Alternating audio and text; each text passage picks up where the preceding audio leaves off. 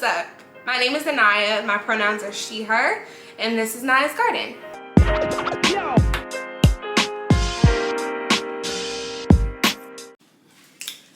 Hey y'all, it's Naya, and I'm getting ready to go to the gym, but I'm preparing to do like a watering maintenance video tomorrow, so I thought I'd just show y'all the prep for watering day. So basically I have about 40 plants, so usually for a watering day I'll use 2 gallons of water, and that'll cover like all of my smaller plants.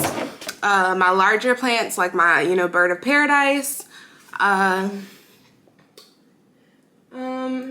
my bigger plants like my bird of paradise, my big monstera, those ones I usually try to bottom water. But as for everybody else, they get these 2 gallons of water. So I have these empty jugs. Some bougie people will use distilled water or filtered water. If you have access to a balcony, or you have a backyard or anything, you might collect rainwater, which is really, really good for your plants. As you can see, no balcony. So if I leave a bucket outside that's filling with water when it's raining, somebody might kick it over. It ain't gonna be there when I come back. So therefore, I just use tap water. So the day before I'm watering my plants, I'll take my jugs of water, fill them up with tap water, and I let them sit. So you will hear a lot on plant Instagram that it's good to let your water sit overnight to 24 hours before you water. And they'll say that the reason is to get rid of chemicals in the water. But the truth of the matter is that fluoride is still going to be in your water 24 hours later. Yes, chlorine would evaporate, but most water doesn't have, very high levels of chlorine. If they had a lot of chlorine, it would kill fish, and then it would damage your plants. But for the most part, it's not a lot of chlorine in most water sources. You can look into that yourself. But the fluoride will cause your plants to have, those crunchy, crispy, burnt edges. So if I'm watering like calatheas, I would definitely shy away from the tap water. Then I would try to use filtered water. But for everything else, it gets this good old tap water. So I let the water sit overnight, not because of the chemicals, but because it's good for your water to be room temperature. So just like you don't take like melting hot showers or, cold showers in the morning, your plants do not like to have, water that's too cold or too hot. So it's really good to give your plants room temperature water. So that's why I let my water sit overnight. So I'm about to fill up my jugs, let them sit, and then tomorrow we'll get to watering. Good morning. Good morning, y'all. So basically, I water my plants whenever they need water, TBH. Some people try to tell you that you have to like stay on a weekly schedule of watering your plants. If that works for y'all, do you. But for me, that would never work because plants need to be watered at different times depending on what plant it is. So for example, I don't water my snake plants, just another sansevieria. I don't water my snake plants, another sansevieria. I don't water them as often as I will water a maranta or a dracaena or a pothos or a monstera. All of these things are going to need to be watered really when they need it. So the best way to check and see if your plant needs to be watered is by taking your finger and putting it about 3 inches down into the soil and just feeling if you feel any dampness. She's still damp. Looking at the top, this is why it's really important that you don't base whether or not your plant needs to be watered on how the soil looks on the top. Because if you look at this, it doesn't, it look dry. Like, it looks like it could use some water. But when I put my finger down in there, and even when you look, this is damp. No need to water. So, she won't be watered today. But my Sansevieria that I'll water like every month, honestly, they go like 3 weeks to a month and they grow just fine, as you can see. I would water this like once a month, maybe even once every like month and a half. And this is my baby. When I first got her, it was literally just the star in the middle, and then this was like a baby pup. But now she's gotten damn near just as bigger than the mother plant. And then this pup back here is growing really tall as well, which is pretty cool. So yeah, water on your own schedule. Each plant is going to have its own schedule, and I think that's the thing that might be the most daunting for people that really want to get into plants, is understanding when to water. But honestly, you just have to learn your plants. And when you first get a plant, it's gonna lose some leaves, y'all. Y'all are going from a nursery where it has, you know, the perfect settings, the perfect lighting. Not only that, nurseries have nursery grade fertilizer. So that's why you get a plant and it seems perfect and like it looks amazing, and then you bring it home and it's in your light conditions, and your humidity levels are not, you know, to the perfection that the nursery has. So obviously the plant is going to suffer while it gets acclimated to your environment. So the biggest thing is really to just give yourself grace. Let the plant kind of acclimate in the spot you put it in. But if it's like still rejecting 2 to 3 weeks after it's been there, if it still hasn't gotten like comfortable in that spot, stop dropping leaves, then I would move it to another spot that might be more appropriate. So yeah, your plants are not all going to be perfect. You're not going to learn how to water them, where to put them the first week you bring them home. You just really gotta be patient with yourself. But yeah, so before I start watering, I just go around and kind of try to get an idea on what needs to be watered. So snake plants need to be watered today. And this is my Congo Rojo philodendron. Same thing, we take our finger. She's hella damp, I don't even need to go down. This is my angel wing begonia that I love. Okay, so she was initially in this window, and then I wanted her to sit on my altar. So my altar is in like a floor position. So I wanted her to sit on my altar, and I added like a grow light on top of her. Damn, I just broke a piece off. I wanted her to sit on my altar, so I had her in a floor position. And I put one of those grow lights like directly on top of her, and she did fine there, but she like had lost a lower leaf, which is normal. You know, as a plant matures, it'll lose leaves at the bottom of like the bottom base of the plant, just as part of its natural growth cycle.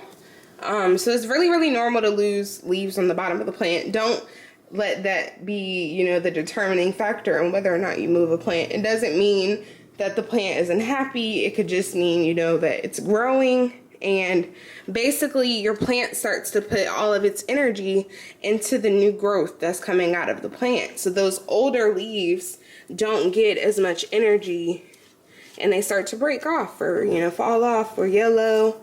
So that's completely normal. But the point of what I was saying is that she was on the floor and I had a grow light on top of her, and she was doing just fine. But when she lost that leaf, I was like, you going back in the window, simply because this is the third begonia that I've had. The first angel wing begonia, but the other two were begonia rexes, I believe that's what it's called. But this is my first angel wing begonia. And I just got a deep relationship with her. You know, she's perfect. She's gorgeous. She doesn't do me wrong. She steadily grows. She's like hella easy care. She just wants humidity and light, bright light and humidity. That's it. So I moved her back up here simply because I wanted to make sure she was good. You see these little pieces of you know, stuff left over from the leaves that come in. So basically you'll have new growth that comes in and like dead stuff around it that you'll pick off. But yeah, so I recently moved her back to the window. That was the point of what I was saying. And this is where she was initially. I know that she'll be happy here and she won't have any problems. Eventually she's going to get, because right now she's still in the nursery pot. That's how much I paid for this.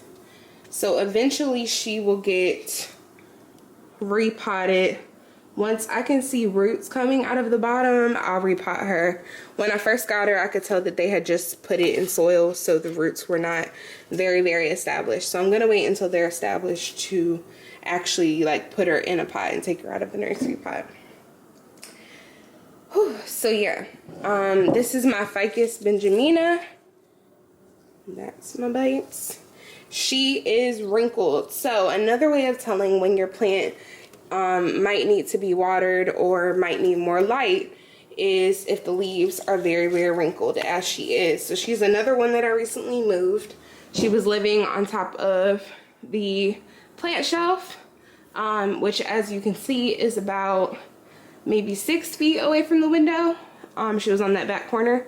So I saw that the leaves were starting to get really wrinkly, and she was kind of drooping. And she's, I put my finger in there like I just did, she's damp. So I know that it's not that she needs more water. She was watered maybe last Wednesday, so about 6 days ago. So yeah, I know that she does not need more water, but she's still, as you can see, kind of drooping. So I know that the issue for her is that she wasn't getting enough light. So that's why I moved her back over here to the windowsill. She used to live in this window box, so I know that she will be happy in this area right next to the humidifier. She'll be good. This is my Alocasia African mask. This is another one that I have bought several times. I think this is my third one. The other two passed away. And I've basically just been learning like how to keep her happy. So with her, she gets watered every 5 to 7 days. I'm constantly checking her to make sure that she is slightly damp. She doesn't like to be like soaking wet. That'll cause her to be overwatered. And the signs of overwatering would be browning on the leaves falling. It's just not a good sight. You'll know when an alocasia is being overwatered. They are so vocal in what they need, but overall they like to be a little damp, not soaking wet damp. So that's why I check on it every 5 to 7 days. If it's right now, it's like, you know, losing its. Oh, I also have a, you know what I got, y'all? A water meter, so I can show y'all what I mean. It tells me also that it needs to be watered. But this is why you just gotta know your plants, y'all, because that shit don't be right. That shit do not be right all the time. But I'm putting my finger in there. It still feels a little moist, so I'm not gonna OD on it today. All of my plants are gonna get a tiny bit of fertilizer, but are they gonna get a full watering? Absolutely not. Next, over here I have my Dracaena. Put my finger about 3 inches down. She's dry. She'll be watered today. Another sign that your plants need to be watered is you look at the top and it's literally like hard to the touch, crunchy. But always try to put your finger down there and just make sure. And then I have my Sansevieria that's growing like crazy. When I first got her, the whole thing was literally as big as the pups are. But she's huge and doing good. And I'm about to check her roots to see how dry she is. Yeah, she's really dry. So she hasn't been watered in like 3 to 4 weeks, so she'll be watered today as well. So yeah, today is definitely a Sansevieria watering day. So all my snake plants will be watered. Check on this Dracaena back here. Just watered, so I know she doesn't need to be watered. Pothos. So this is a combination of a pothos and a Brazil philodendron that I combined. It's basically just a bunch of cuttings that I put in a pot together, and it's doing really good. It had a month where it wasn't happy at all, and it had to get acclimated to being, first of all, together and being rooted in a pot because I water propagated them. But yeah, they're doing really good. As you can see, the Brazil philodendron is getting really long, starting to trail on me, and my pothos are happy. So yeah, they're doing really good. But I let pothos get really dry before I water them, so she's getting dry. Just got water last week, so she'll be left alone today. Whew. And as for my maranta, they like to be pretty moist, which is why I keep a layer of rocks on them. Cacti, I water 4 weeks to 5 weeks at a time. They like to be extremely dry. You'll know if it's getting angry at you, just like succulents. So this is a baby succulent I have. It did bloom, but once the bloom dies, I'll just pick that off like so, like that. But succulents are another one that really hate to be overwatered. So I water it once a month, maybe even 5 weeks. Let's see if my Hoyas need any water. They're a little damp. Yeah, they're a little damp. I'm gonna top them off. And a sign that your plants need to be watered is when they start to look wrinkly with Hoyas. So she's really wrinkly, really flimsy. Hoyas usually have like a very, see how soft it, well, yeah, I hope y'all can see how soft this Hoya leaf feels. And that's a sign that, you know, it needs to be watered, because these plants store their water in their leaves, similar to cacti. So they definitely, I think she definitely needs to be watered way more than my pubic calyx. But so y'all get watered. Here I have a peperomia that's hella dry and also very soft and flimsy and wrinkly. So yeah, definitely gotta water those kids. My fiddle leaf fig has not been growing lately. After pushing out leaves, like literally all winter, is kind of slowed down, and I know that that means that it really needs to be repotted. If you look at the soil, I can literally see roots coming out the top. And if you look at the bottom, you see roots coming literally out of the pot, falling out. So yeah, she desperately needs a repot. So I'm looking for a nice pot that I like. As you can also see, she has a lot of mineral buildup on her pot. I have my aloe that are happy. They also like to be dry. I let them dry completely out, but it's time for them because they're hella dry. And then my monstera is hella moist at the top, which is because it has those rocks keeping moisture. So I always get under there just to feel and see if it needs to be watered, but that doesn't. And then my Alocasia Regal Shield is over here. So initially she had 2 leaves when I got her. She grew 2 leaves, and then recently, as you can see here, I had to chop 2 leaves off because I had something up here. I'm hella clumsy. So I had something sitting up here, and basically it fell on my kid and she broke 2 leaves. So those 2 leaves came off last week. I finally just ripped them off after they were bit in half. And now she has a new leaf coming in. Remember what I was telling y'all about energy and how if it loses leaves, that plant is just pumping out that energy, using all that fertilizer and using that good sunlight that it's getting, and it'll start pushing out new growth. So that's what's going on there. I have a bunch of propagations that I'm gonna fill up today, and then I have a baby orange philodendron over there. Let me check and see what you're doing. So it has new growth going on. It's happy. Plants that are in smaller nursery pots obviously have less water.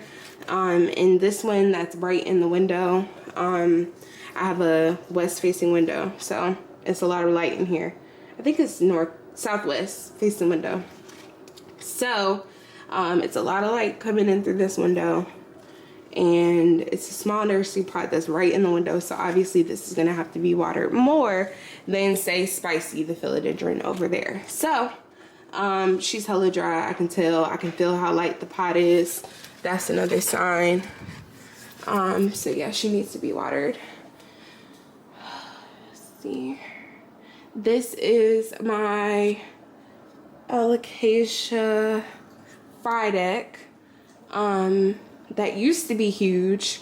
I overwatered it. All the leaves fell off, and then I grew back like 2 leaves. A few of those started to die. One thing you'll learn with alocasia is that they're quick to drop a leaf. They're quick to yellow as they age. So these are the 2 newest leaves that have come out in the past 3 months. There were 2 before that. After they all completely fell off, 2 grew. They both yellowed. And these 2 grew. And after those 2 were gone, and now we have a new leaf coming in there. So my goal with this alocasia Frydek is really just to maintain the leaves I have at this point. But she's growing because this leaf wasn't that big initially. But as you can see, it's pointing towards the light.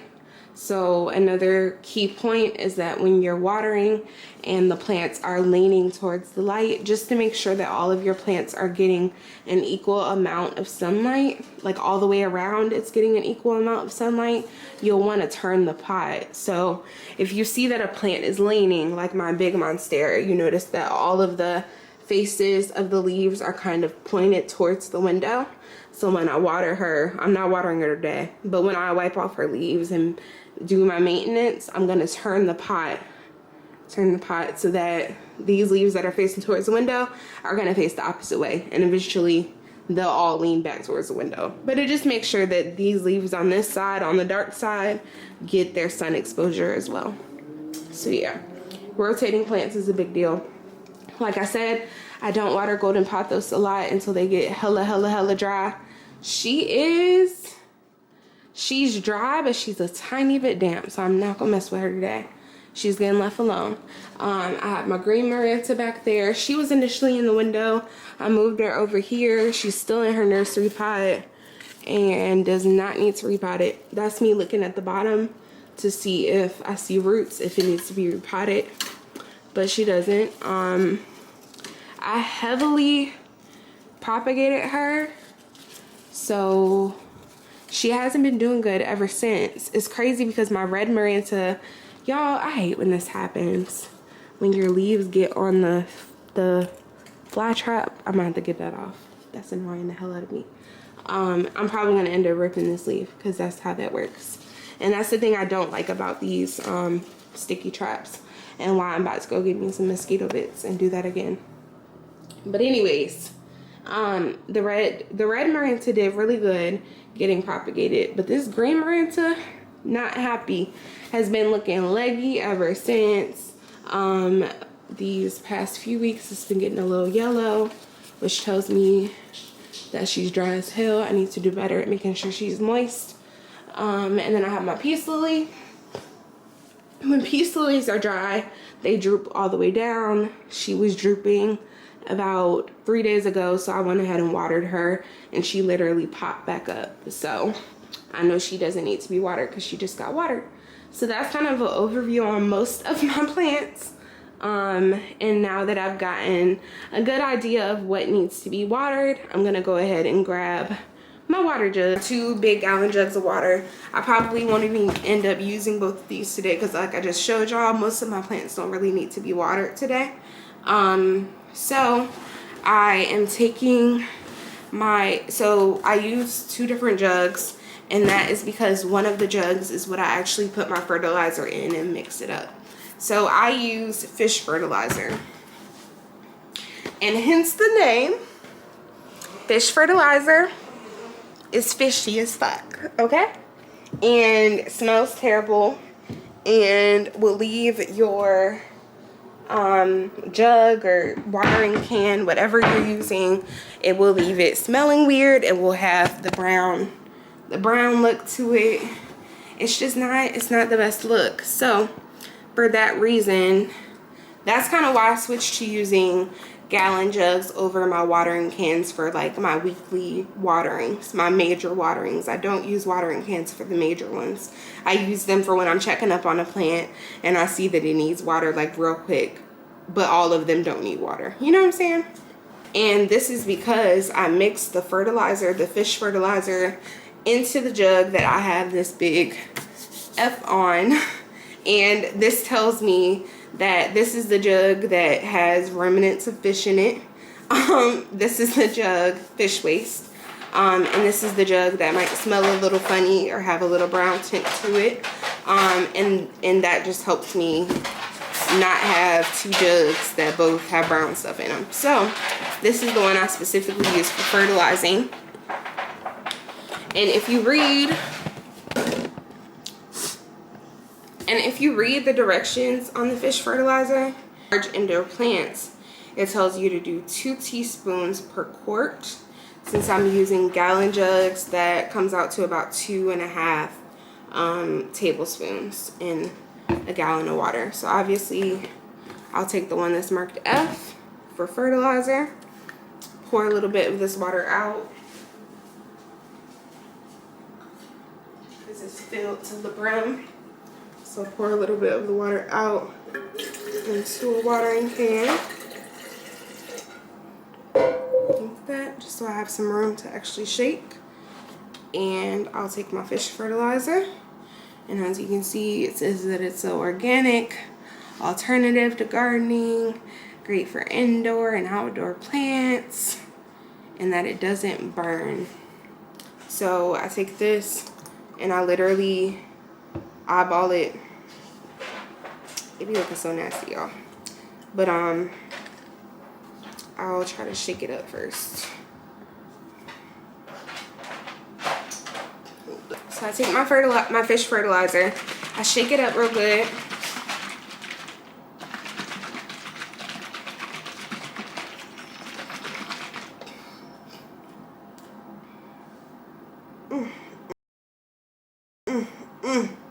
And then I kind of just eyeball it with the 2 tablespoons. So yeah, that's what I do. I make sure to wipe off the cap like all the way, because I don't want any extra remnants of this stuff. It's true that it stinks. It's true that it'll have your house stinky for like an hour or so after you water, but eventually that smell goes away. Not that bad. And my plants love this stuff, so because all my plants don't need to be watered, but all of them need to be fertilized, I take this jug around and just make sure that all of my plants get a little bit of it. And then after that, I go through and add a little extra water to the rest of the ones that need love.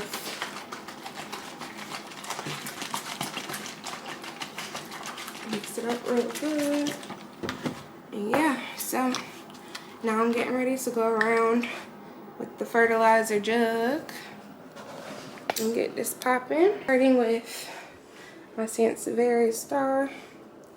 I don't know these real names, y'all, but the watering technique is literally just to pour a little, let it drain. You see it's draining. Let that soil soak it up. Move on to another area, add a little more. Hit it up in the back a little, add a little more, and just let it soak in. Because I'm using the fertilizer water, I'm not gonna go crazy. I'm just making sure it gets a little bit of it. This is a plant that doesn't really need to be watered, but I add the fertilizer water to it. See, I'm just going around with my fertilizer water. and making sure all my plants that are in an active growing stage are getting some fertilizer. You can see it's already a lot gone, but I only use 1 jug.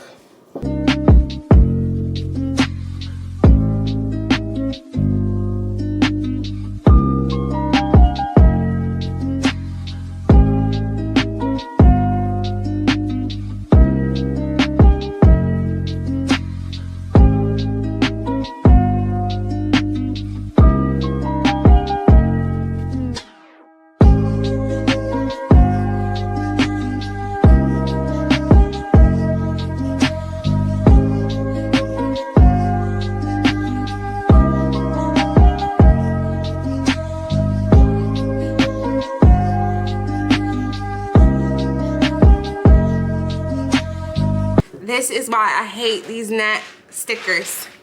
These sticky traps stick to your leaves. They stick to you, they stick to your leaves, they stick to everything. And because of that, you lose leaves. I hate this. So I'm about to stop using these. I'm over it. I'm tired of losing leaves. So she's going in the trash.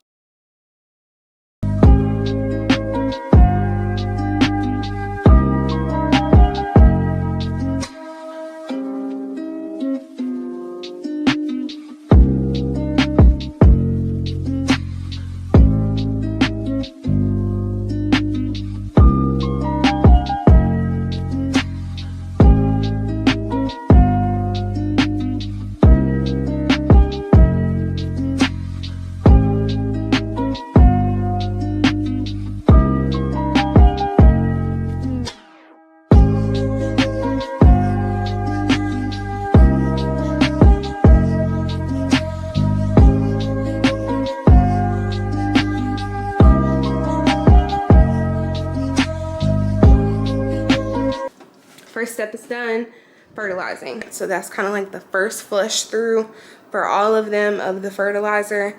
And now I'm gonna go back with just plain water and top off the plants that I identified earlier that needed to be watered. So that's what I'm about to do. My stack of books that serve as a tripod for my camera.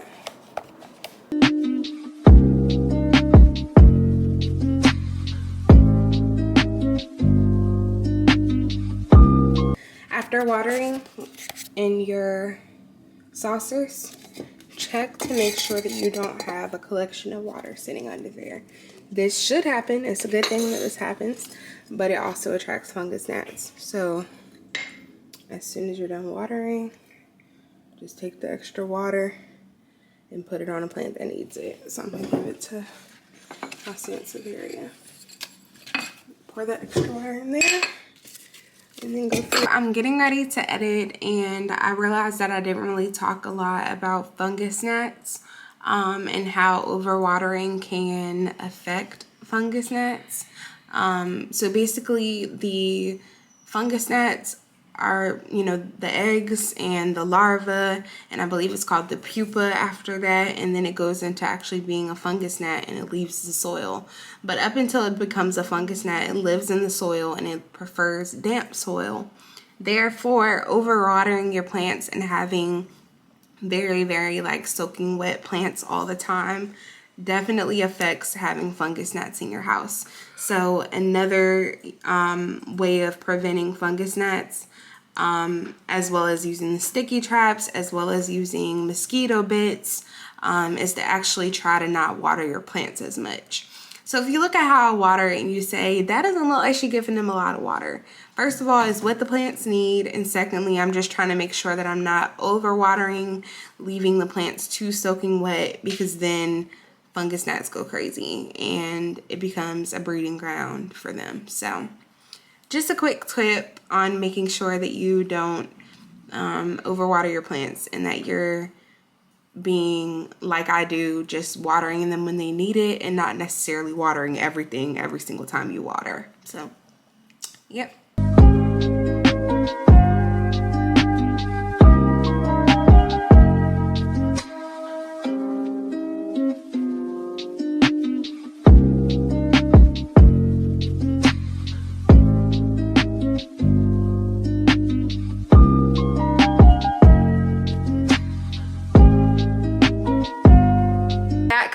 concludes my watering routine. Thank you guys so much for watching how I water all the kids. They're all doing really good. They definitely need to get a good wipe down. But that's another task for another day. Y'all got to take it one day at a time. So all the kids are watered. We got new water on the propagations, doing good. So yeah, that concludes my watering routine for all 40-ish of my plants. So thank you guys for watching. I hope you have a blessed day. See you soon.